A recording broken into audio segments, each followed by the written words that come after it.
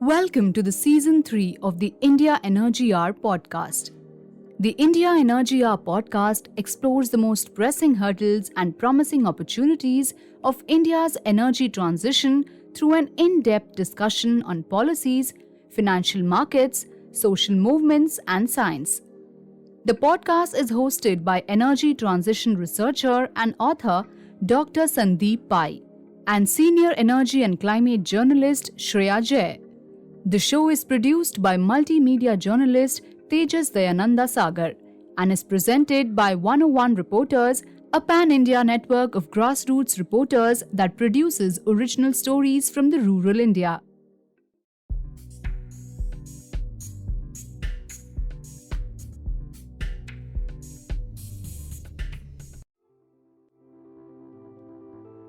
As the G20 host, India deftly managed geopolitics, especially Russia-Ukraine, while driving energy and climate discussions.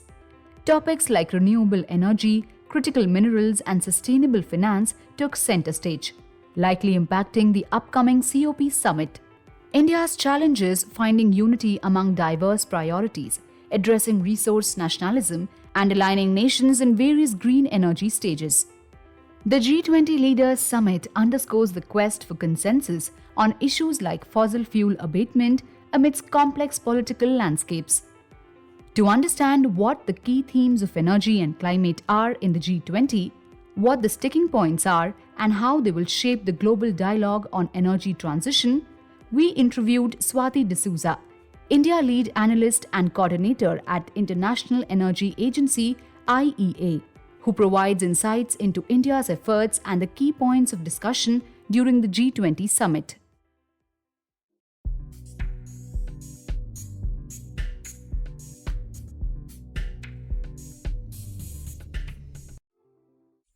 Swati, welcome to the India Energy Hour podcast.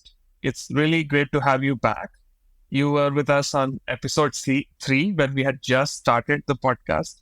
And so we are really delighted to have you back. We have crossed 50 episodes, so it's very exciting that you're back after almost 50 episodes. So welcome to the podcast.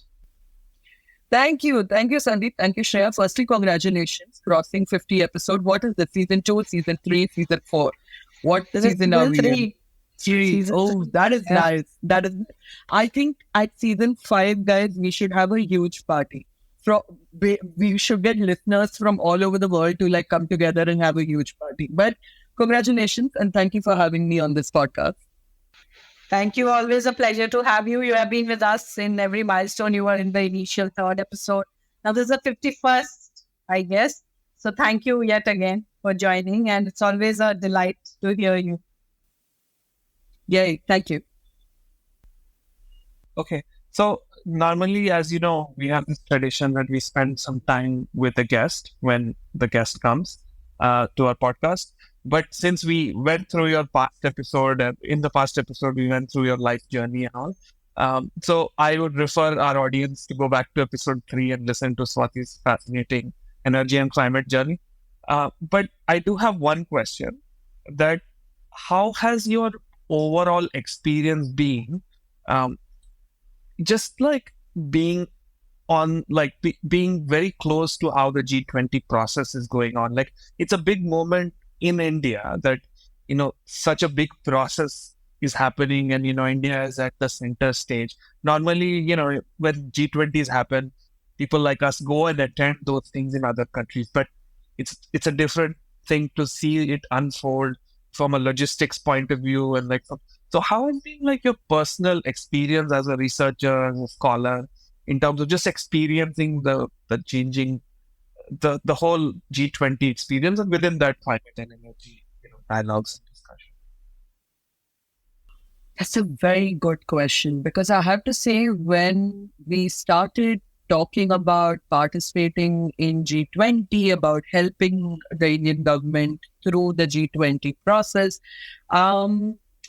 we didn't know what we were going into. At least I didn't know what I was going into. My other colleagues at BIE, of course, knew what they were going into. I did not know. For me, it was all new.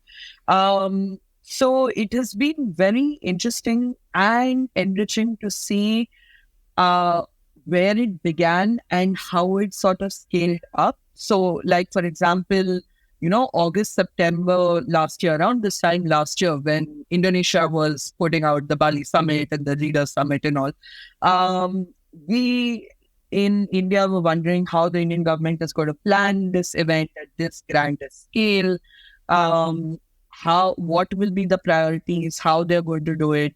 And for the longest time, there wasn't enough. For the longest time, the government was talking about it and planning about it behind, but but then it started getting CSOs involved in this process.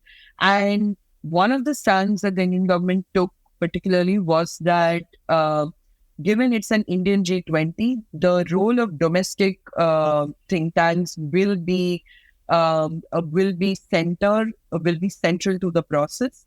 And while they did rely on a lot of international organizations, IEA, World Bank, ISTA, IRENA, ADB, so they did rely on a lot of these organizations as well. But it was the domestic think tanks who were sort of driving, helping the government drive the G20 agenda.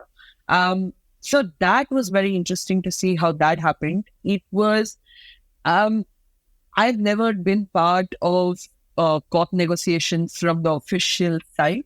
So this was my first foray into diplomacy from the official country perspective. And I think it was really interesting to see how the nuances changed, right? From the first meeting in different working groups all the way till the last meeting.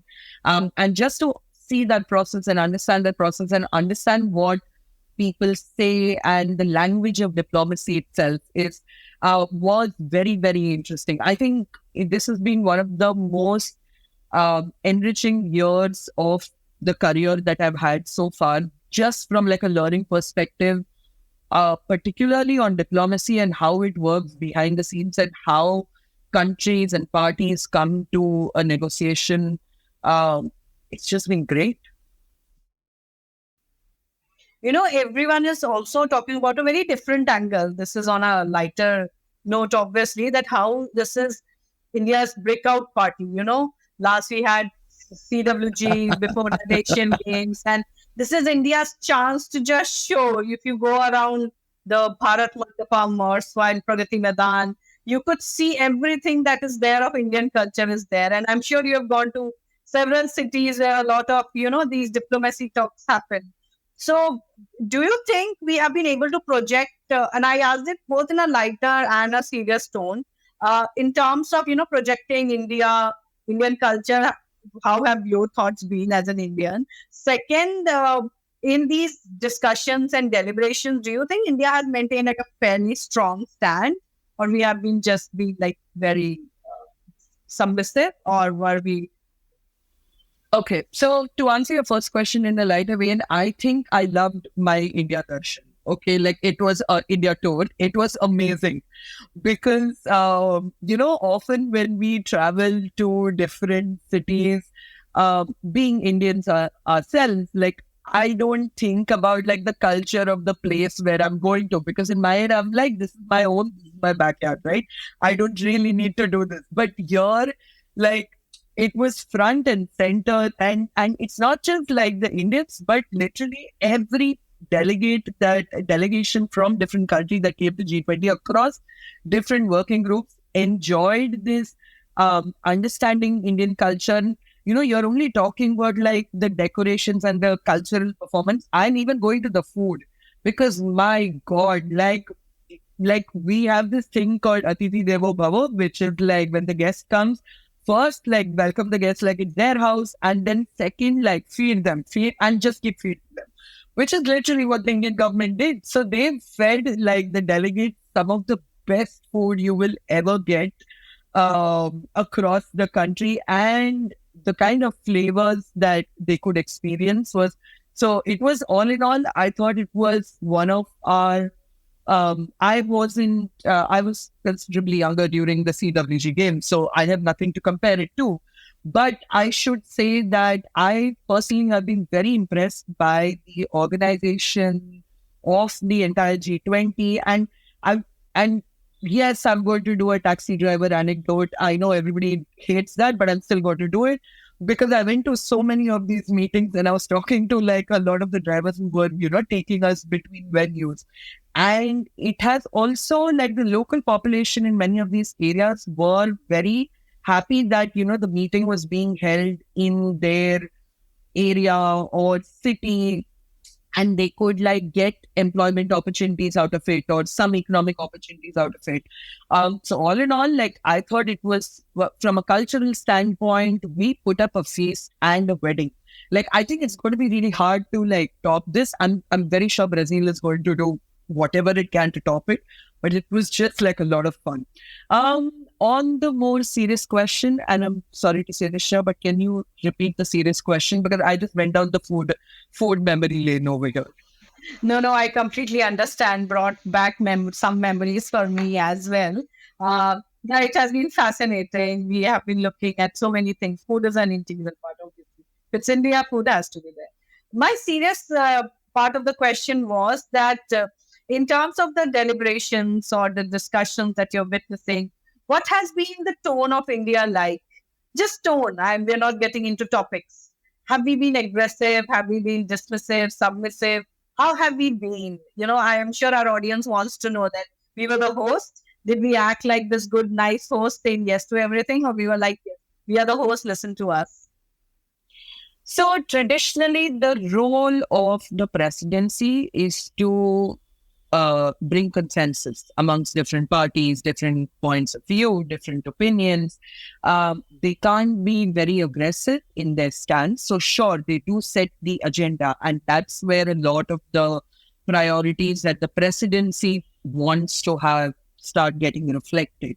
But once the agenda is set, it is the job of the presidency to sort of bring people together and bring countries together to reach a common minimum point. In that, I think India did wonderfully, okay, because it wasn't about whether we were being aggressive or not. It was, there were divisions given the Russia-Ukraine war and the impact that it has had on global geopolitics and relations between different countries. There were obvious fissures during just entering into the meeting. So India had a very tough task to manage because we are friends with Russia. So it's, unlike a lot of other countries, it's while we do condemn Russia and while the Prime Minister has condemned Russia for its actions on Ukraine and asked for the war to be stopped, at the same time, historically, we've had very good ties with Russia. So India has been in a very unique spot as the chairperson while understanding these fissures and definitely not wanting to take sides when these fissures come out in the public domain. So given that, I think India played a really good balancing act. The presidency, all the chairs in different working groups played a very good balancing act while driving the negotiations and arriving at some amount of common win-win point. Great.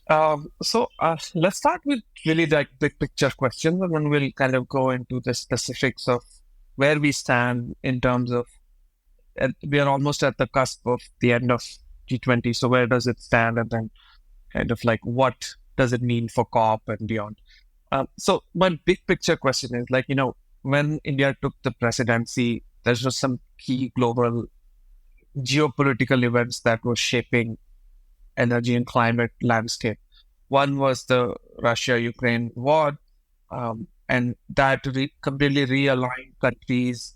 A lot of countries became what we call in India Atmanirbhar, or wanted to, like from an energy security point of view. And countries were still recovering from COVID, economic shocks and things like that. So what do you think were some of the key kind of points of discussion that was shaped by these geopolitical events at this G20? Like which were some of the, thorny issues or issues that really India needed to resolve? I'm not even asking like how they resolved, but like what were the points themselves? So It's a very good question because a lot of this geopolitical debate actually featured across the Indian presidency. So this whole, Russia-Ukraine war and the impact that it has had on energy and on trade and on domestic production and domestic demand across globally, across all countries, was what shaped different working groups. So I think this was one of the first presidencies that had energy and climate as center focus across so many working groups. So if you, so of course, there's the energy transition working group, which had energy and energy as a central focus. But the framework working group also had energy as a central focus.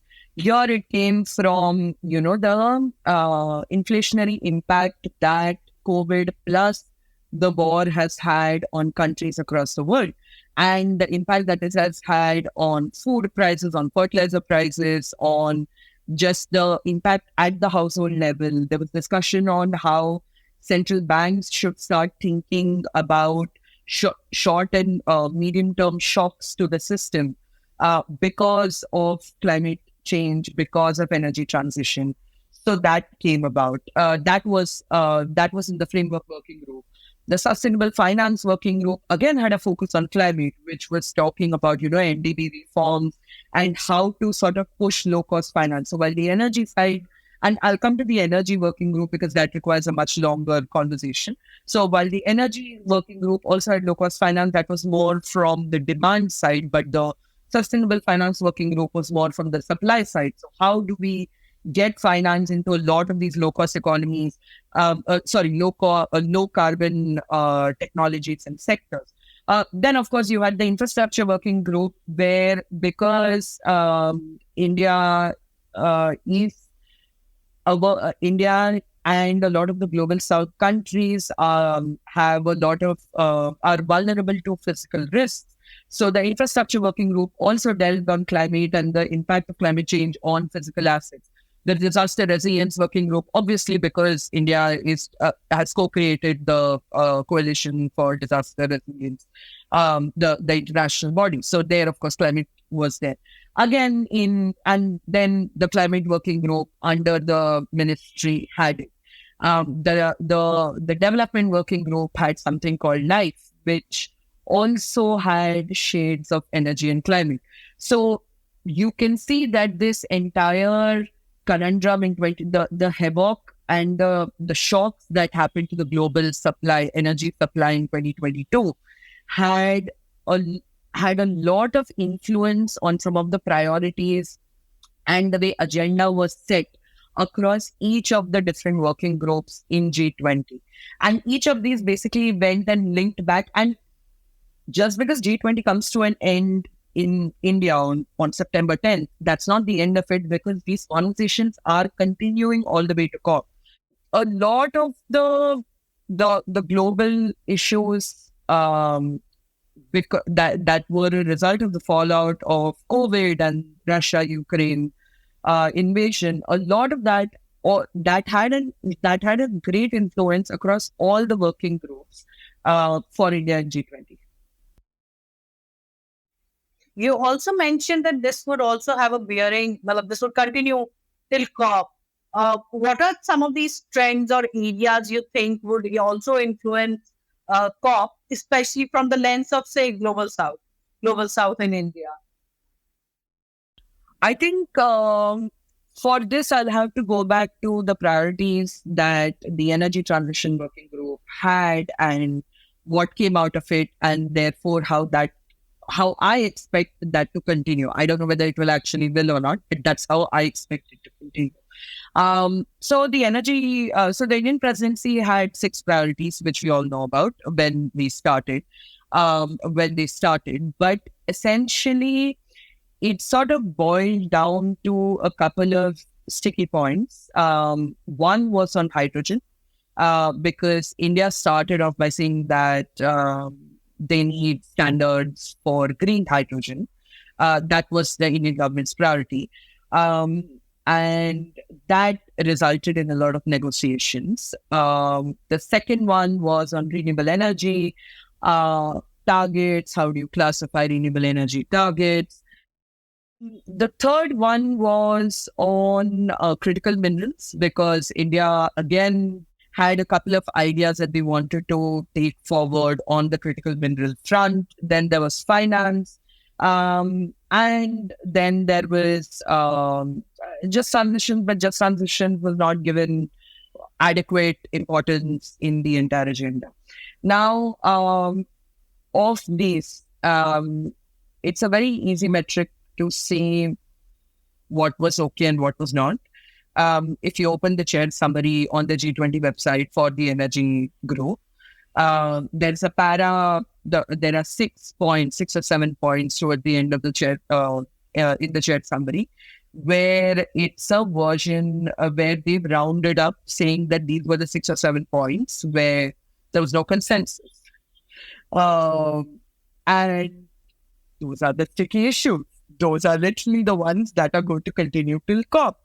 One of that is probably going to be the renewable energy target, where I'm assuming that now that we have in language something called tripling of target, tripling of renewable energy capacity, we're able to negotiate whole bilateral and multilateral meetings between now and COP, particularly the UAE, and come to a consensus on the year and the capacity and the baseline. Even if we do like one of these three things, we would have achieved like some amount of win in UAE COP. And I see that as a continuing focus. Critical minerals is it's not a COP related topic, but it has received a lot of attention. And it's also how the geopolitical the geopolitics of energy is changing. And it's not just about, where are the minerals and who controls the sources. And it's not just about that. It's about how the thinking around geopolitics of energy is changing. It's no longer location specific. It is moving. It is now becoming a moving, because earlier the idea was not that there won't be oil production. There would be oil production. The problem would be getting the oil out. So in the logistics part of it, so there was energy security risk from a pricing perspective or from a logistics perspective. Now the energy security is no longer from like pricing and supply and logistics are still a concern, but it's more about, it's gone beyond these midstream worries and gone back to the fundamentals, both at the demand and the supply. So that amount of rethink, of course, none of that is going to shape up to COP, but it will be useful if countries start coming together on the issue on supply chains. Because as the IEA loves to say, as the IEA says, actually, it's only when countries start working together is when we are going to reach, we are going to be able to resolve the challenge of not just installing renewable energy, but acquiring the materials to install renewable energy, which is the need of the hour. So I think I have answered your question. Yes, you did. So I just want to kind of go a bit more, deeper in this critical mineral question, and then come back to, the larger G20 COP, etc. It's don't you think it is a big challenge on how to align countries? I mean, China is clearly ahead in terms of this race currently, with US and EU looking really domestic with IRA and all the different laws. How does one bring together countries? I know it's a convoluted question, but in your opinion, how can we form alliances when one party is very far ahead, the others have made laws to catch up, and the third set of parties are still thinking about what do I do, and just starting to even realize that this is the race that we need to fight. So what do you think needs to happen? And is there scope within a COP or a G20 to even attempt to create and bring countries together? I have to say the Indian presidency was very ambitious. They really wanted to do this. Okay, like they were really trying right up till the last day to have consensus on critical minerals. On so the Indian government, Indian presidency had drafted principles of critical minerals, and they were really trying very hard to get consensus on this. So there are efforts. I think hooray for that. But to your larger question on how difficult it is. I think it is. I mean, the obvious answer is yes, it is considerably difficult to find consensus. I mean, look at how long it's taken for us to get to Paris. And that was probably the last time we had consensus on something that big. And then loss and damage fund last year. That was again something that big, right? So it is extremely difficult. But I think it's a strategy game more than and while the broader point is to build consensus eventually, and here I'll go to the technical terminology, friendshoring, right? Like countries are definitely doing friendshoring. What the US is doing, what EU is doing, what Korea is planning to do, what Australia is doing with Korea. They're all trying to friendshore and protect their energy security. It's very interesting that you ask about the people who are left behind, because that's a topic that does not get a lot of light, because everybody focuses on a set of countries who own all the minerals and who have large control on the processing and refining, without considering the countries who have primary resources and production, and whether they can actually be a key player in the game. So the challenge, the attempt is always to showcase two large countries sort of, coming into a bullfight, but that may not even be the outcome of this entire strategy as we go forward. And for this, we need a lot of global South countries to come together. And that's where I think we need to build consensus. So we need to build consensus, but in the global South and not necessarily around the world. First, we need to get like these countries who actually own the minerals to really own the minerals. You know what I mean? Like, it's not just owning it and producing it and, sending it to some, but to have ownership of not just the mineral resource, but also a say in how or in where these resources will go, in how, rules will be made around sharing of the wealth around these resources, and using that wealth for domestic development. I think a lot of this conversation needs to be had, and that's where consensus can be built. A lot of the consensus can be built in Global South, primarily because that is where a lot of your demand is going to come from. Look at Africa, look at Asia. These are your key demand centers, just because we have a growing population. And that means an increase in energy demand, and that means an increase in renewable energy capacity. Because not only do we have to meet your latent demand, you have to also replace existing stock. And that's where I think we need to make use of bilateral ties, soft power, everything that is there in the book to actually form that consensus. If I may ask a slightly philosophical question, just to keep shifting the tone of the conversation.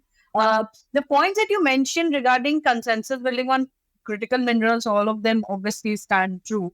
But this whole consensus building exercise, these group of nations coming together, the idea itself has taken a hit in last several years. There were several factors at play. There was COVID, then there have been wars, and then the governments that have come in key economies, that I'm talking from US to European nations, UK, even India or China. China has not seen any change of government, but the government policy to look more inwards than outwards, what we call Atmanirbhar Bharat. This is becoming a prevalent phenomena, which in a way is very restrictive when you come on a table to have a discussion with 20 different countries. The African continent is not the same as it was a decade back. It has a very strengthened, different position on the table. so in middle of this country, India, which is kind of golden eye these days for green energy investment, and golden boy, sorry, these days because of the democratic and investment in green energy and everything. And we're trying to balance, as you said. We did really try. Where does this place us first?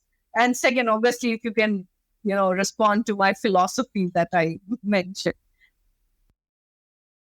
So I think resource nationalism is not new. Let's be very honest. We've seen this through the decade. We've seen a resurgence and then a fall and a resurgence again. When a lot of if I go back into history, when control of oil was changing from companies to national governments, that was a resurgence of resource nationalism.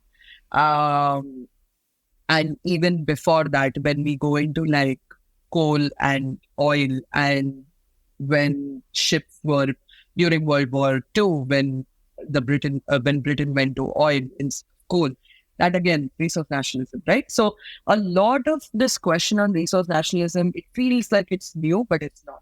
And yes, you're right in the sense that countries are no longer where they were 10 years ago. And I think that's a good thing. I think it's good that the African Union is not where it was 10 years ago. I think it's good that they are strengthening, that they are coming together to form a cohesive and a strong standpoint. I think it's a good thing that the Southeast Asian countries have found common ground and are coming together to form a good bloc. Where does this put? Now, to come back to your second question, to take this question on to consensus building. Yes, it becomes a problem. I won't call it a problem. It becomes challenging to bring consensus amongst different blocks. Particularly if these blocks have a strong economic and social and political point of view, behind their consensus and reason behind their consensus.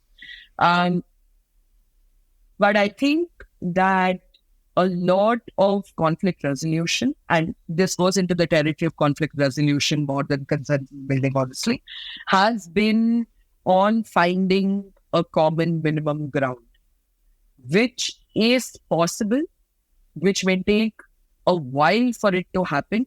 So if I have to take the resource nationalism debate and talk about it from this particular lens, it's about trying to find the balance between the resource nationalism that African Union has with respect to its critical minerals and the demand that India has with respect to the need for these critical minerals.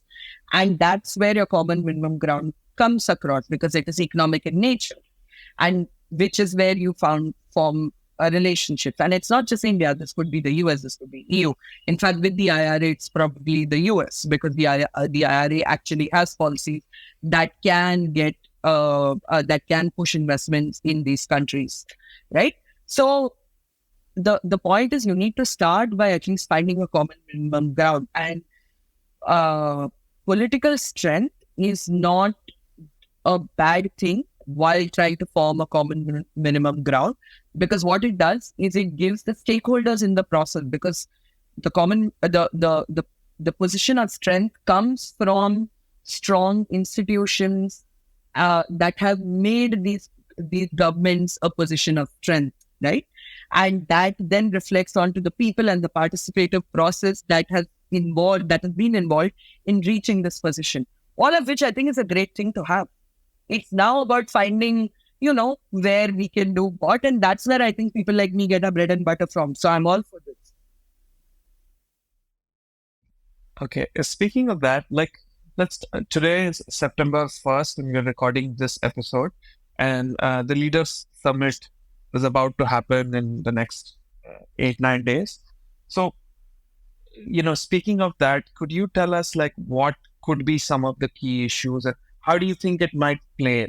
This is me asking you to make your predictions of how it might unfold in the next, week or so. What could be the key talking points, and what you think could remain as thorny issues even as the India's G20 presidency ends? I will be very honest. I have been a little cut out after the July energy ministerial meeting. So I have not followed the G20 negotiations, the leader summit, the Sherpa meeting negotiations that have happened. So I may not be very well informed for this question, but hypothetically in my head, I hope that we found consensus on the renewable energy target from an energy sector perspective. The reason for this is because that would be a very big win for India. And the reason why it will be a big win for India is because of the domestic push that India has towards renewable energy, that the Prime Minister himself has put towards renewable energy, right? So that will be a big win for India. And even if we have like one thing, either a baseline or a number, that's also enough. That in itself is like a good, strong point for the negotiations ahead to continue. In addition, if something has come out on finance, that would also be, because India has been pushing for inclusion on low-cost finance, for climate finance to come into play. And so far, none of the negotiations have really delved very deep into this issue on climate finance.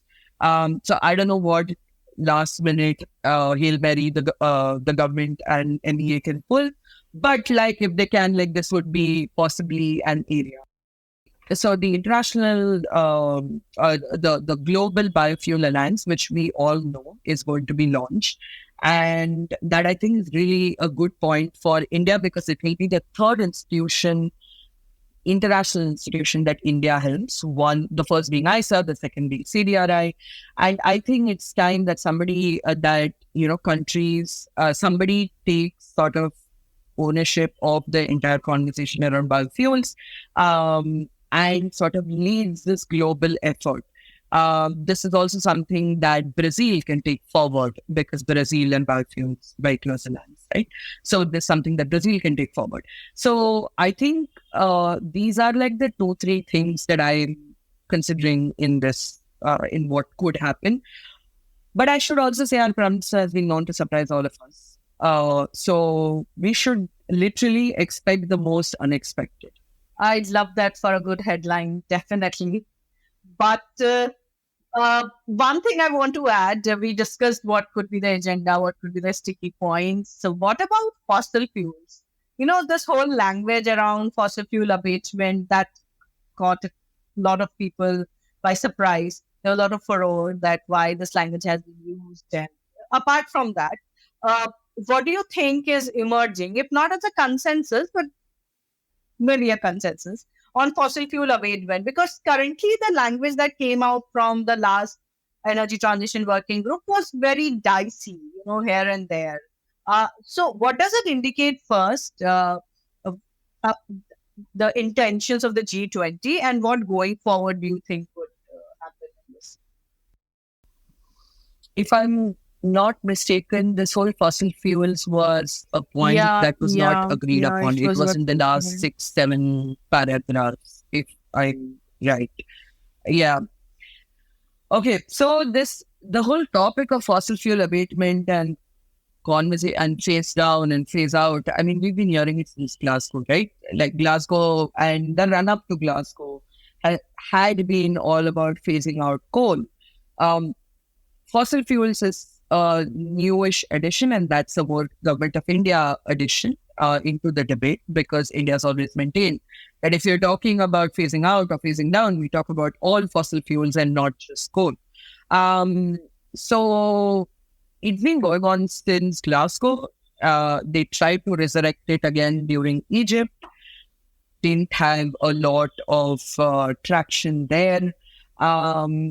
At the start of the Energy Transition Working Group meetings, the Government of India had made it categorically clear that they're not just going to talk about coal, because coal is important to India from an energy security standpoint.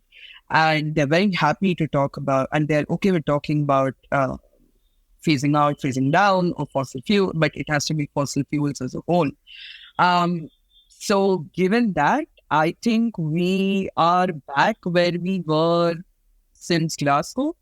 The G7 made some headway because it actually spoke about natural gas. And I think a lot of the sticky point is boiling down to continued usage of natural gas when we are talking about the larger fossil fuels debate, because there is one entire block that is heavily dependent on natural gas, then there's the other block that's heavily dependent on coal, and the two shall never meet. So they keep clashing with each other.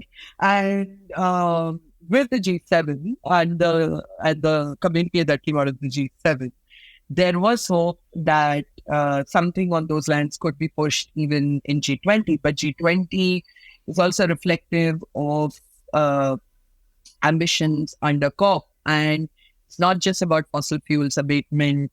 It's also about its production. It's also about oil production. It's also about where it's coming from and whether, these countries have a larger say on the table. In COP, you are talking to 196, 197 countries. In G20, you're talking to 20 countries. So the larger conversation was, this question is not a question for G20, it's a question for COP, which is why there was no consensus around that, which is why you could also see conversations on direct air capture that came into the community. Although, if you look at most IPCC models, there are elements of CCUS and direct air capture in all of these models, without which we will not meet our 2-degree target. So that's where the fossil fuel abatement debate stands at. And I am not reasonably and I don't know how much it's going to be picked up at COP again. And there's something that I was telling somebody else.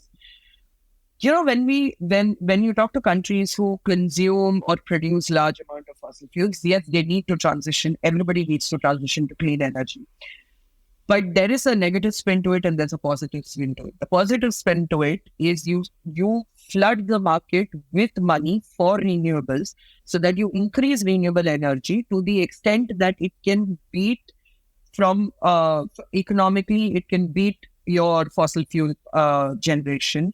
Politically, and from a political economy perspective, it benefits the stakeholder. That is, if you do that, there is automatically your usage in terms of fossil fuels is going to start dropping. And that is something that governments will actually listen to you and, try and push, because the people will also want to hear something like this. The negative side of the story is you keep saying, oh, we need to cut down coal, oh, we need to cut down gas, we need to do all of that. But it's about how you try and push the message and what are the contingents and what are the things that individual governments are facing behind. A lot of the fossil fuel abatement question comes from a political standpoint. India is entering elections next year. US is entering elections next year. President Biden has very different priorities. Prime Minister Modi has very different priorities. And this entire fossil fuel abatement problem comes back in the middle of some of these priorities. And these are just two countries that I'm telling you about. But elections happen everywhere, and that determine a lot of the priorities that are happening that countries choose on climate. Sandeep, do you have a question on this? Go ahead. I have, but I will roll two questions together on the last one. Okay. This fossil fuel, you answered pretty well. I think you have covered everything. But, I missed asking earlier when we were talking about CBRI, Global Biofuel Alliance. So it all sounds good, International Solar Alliance and CBRI and now Biofuel Alliance. But we know that we are finding very hard to find members for Biofuel Alliance. There are still some countries which are, iffy about joining GBA. India is hunting for non-G20 member countries, etc. ISA, there are very mixed feelings for ISA.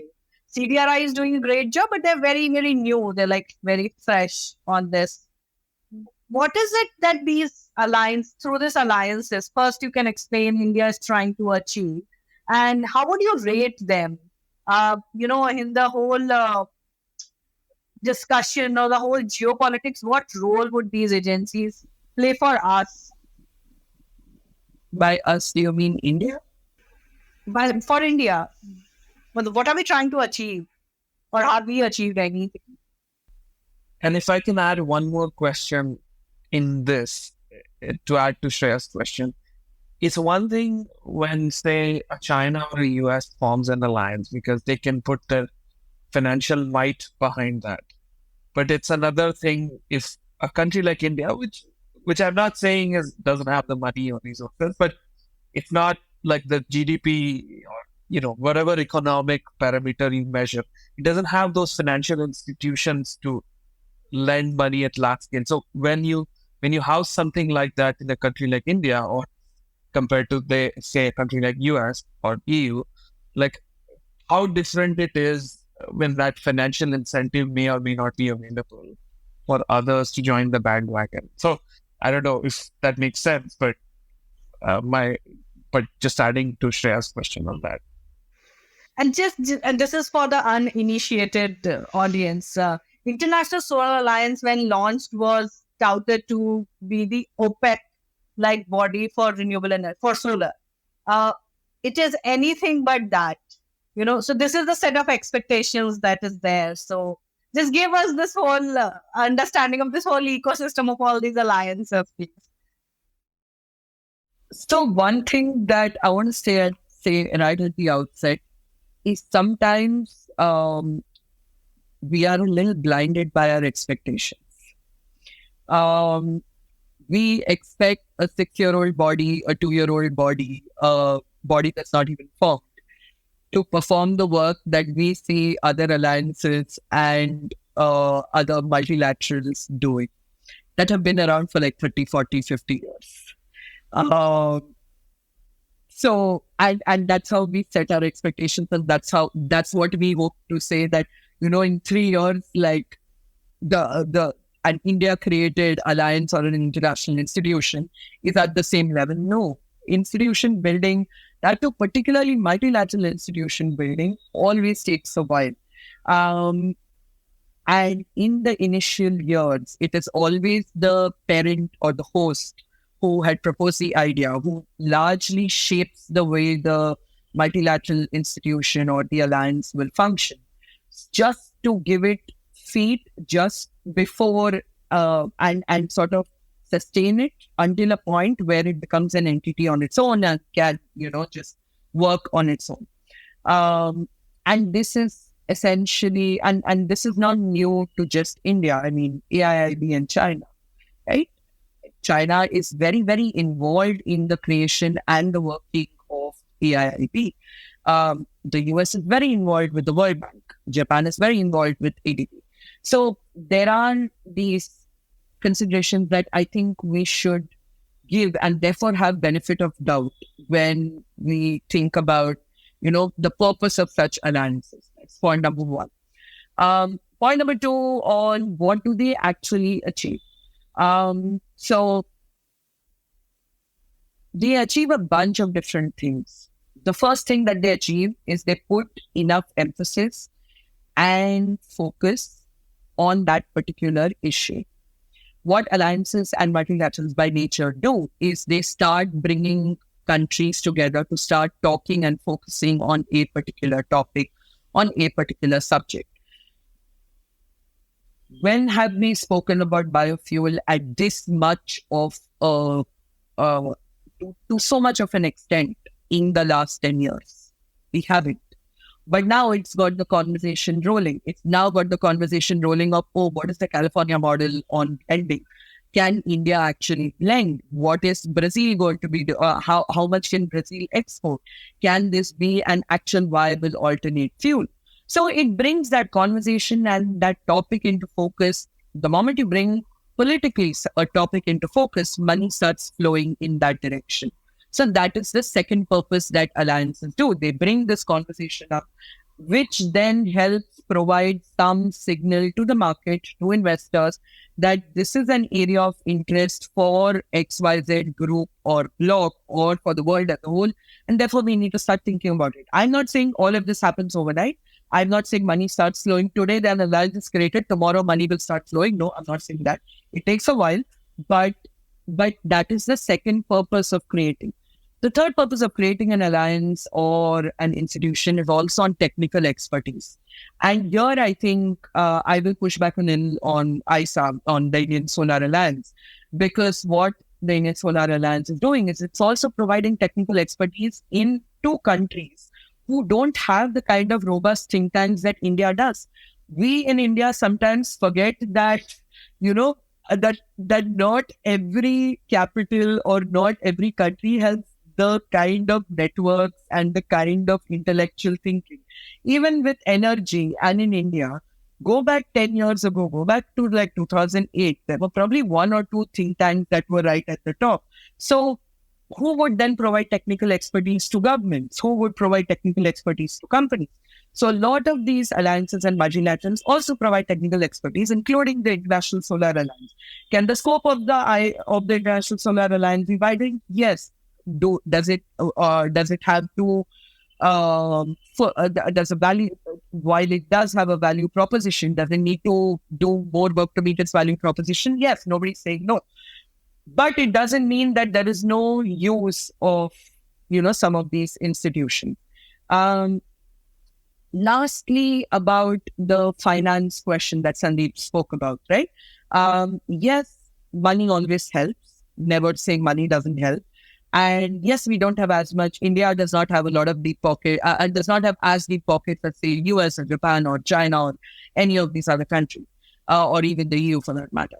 But what we've learned, and here I wear my researcher hat, what we've learned a lot is you need a little bit of money to sort of de-risk the sector, to provide, and I know we all hate the word de-risk and blended capital, blended finance, but you need a little bit of money that then will help start getting the policies in place and the regulations in place that will then help both public as well as private investors to come to that market, right? That little bit of money India has. That little bit of money for pilots we do, be it in International Solar Alliance, hopefully the Biofuel Alliance, be it in, the CDRI. Yeah, right? So it is getting there. I genuinely think we need to give these institutions some time to breathe and some space to breathe than put these burden of expectations. And I think it's cool that we all have so much expectation from these Indian institutions, which basically proves that, we actually trust these institutions to some extent. And we are disappointed that they're not meeting our expectations. So, that's a good thing to have. Well, this is great. And thank you for covering all the different topics, from energy diplomacy to G20 to critical minerals, and all the way to various, issues of institutions and institutional building. I want find a final question, which is what is on Swati's plate and agenda going forward? What is, having experienced the G20 and then, being a researcher for such a long time, working on topics ranging from gas to coal to just transition, what are the 3 or 4 key topics that you are interested in working in, let's say, the next 5 years, right? Wherever you work, whatever your, institutional affiliations? I think coal will stay close to my heart no matter where I go. I know it's probably not the most political thing to say, but I'm talking about it from a transition perspective. And a lot of my focus is going to be I'm bringing 2 topics together where I would like to look at the impact of, the transition, the impact of transition on some of the countries and regions. So the Just Transition Framework, but also how we can make use of emerging technologies and emerging topics of conversation, critical minerals, supply chains, electric vehicles, to bridge that equity, to bridge the justice gap, the equity gap, that's actually what my focus will be for the next couple of years. It's going to be on supply chains, it's going to be on critical minerals, just transitions and transport. Swati, that's basically everything, you know. No, that is not everything. There is a lot of still there is this entire topic on industry decarbonization which I haven't even touched upon. Okay. There's hydrogen, which I've not spoken about because I don't know anything about hydrogen. I can make up off the record, I can make up stuff on hydrogen, but I actually don't know anything on hydrogen. So, To be honest with you, a lot of people are making up stuff about hydrogen, even those who are not supposed to. So yeah, join the line.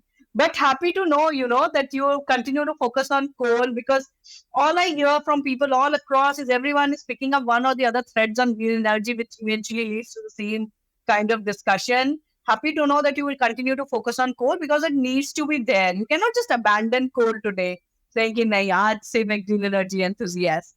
So good to, so I mean, coal is still the driving force behind the global energy mix, followed by oil and gas. And the whole idea of transition starts from reducing these fuels. And you need to know what is going on in these sectors before you think about what is the transition and what is the impact going to be. I see Sandeep smiling. I don't know what he agrees with me. But yeah. Yeah, no, I mean, you have to work on both sides, right? You can't just work on one side and expect the other to just vanish. Well, thank you, Swati. This has been really great. As always, I learn a lot from you. Thank you for your time. Thank you so much. Thank you. Thank you so much for having me. I just wanted to say thank you for having such a broad spectrum conversation. It was just amazing, so cover so many things in 1 hour. Thanks again. Thank you so much, guys. I think it's just talking to it's not even a podcast to me when I'm talking to both of you. It's just we're somewhere, we're over drinks, having a chat. So thank you so much for having me on this show. Absolutely. Thank you for listening to the India Energy Hour. Subscribe to this channel to never miss an update. To drop us a feedback, visit our website or write to us at theindiaenergyhour@gmail.com. We are on Twitter. You can follow @TIEH_podcast and get in touch with the two hosts @Shreya_Jai and @Sandeep Pai with a double I.